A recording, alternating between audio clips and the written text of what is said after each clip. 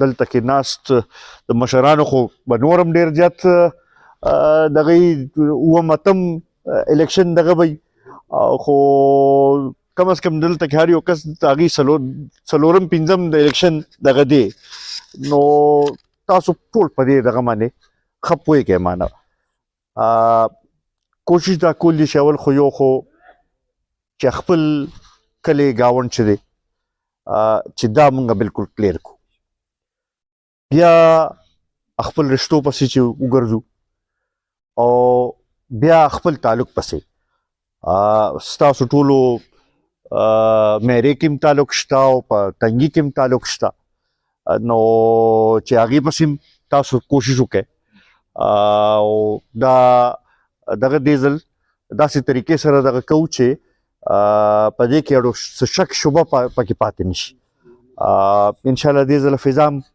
رس تر زه ښه کېږي لګیا ده او حالات ښه کېږي خو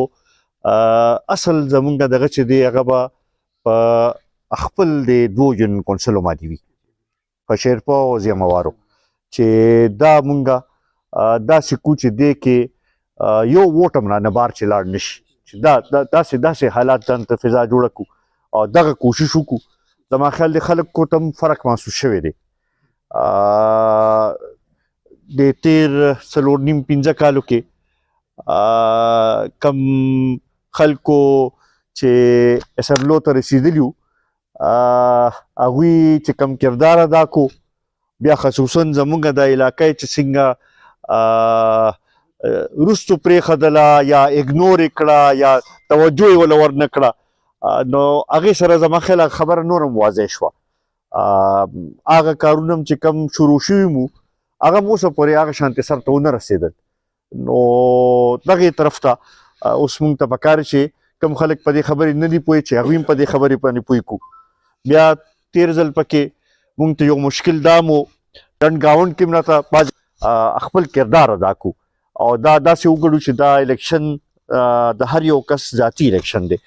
نو دغې بنیادي هغه توجه ورکو بیا دغې سره سره د الیکشن ورځ باندې چې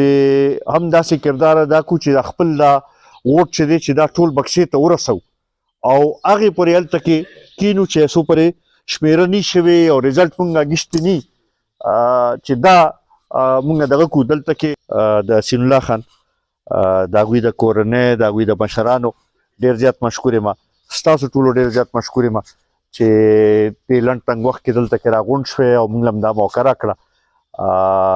دا تمه اوس لرم چې تاسو به نن نه دا کار خپل کار ګڼئ او راپاڅئ به او خپل کردار به ادا کوئ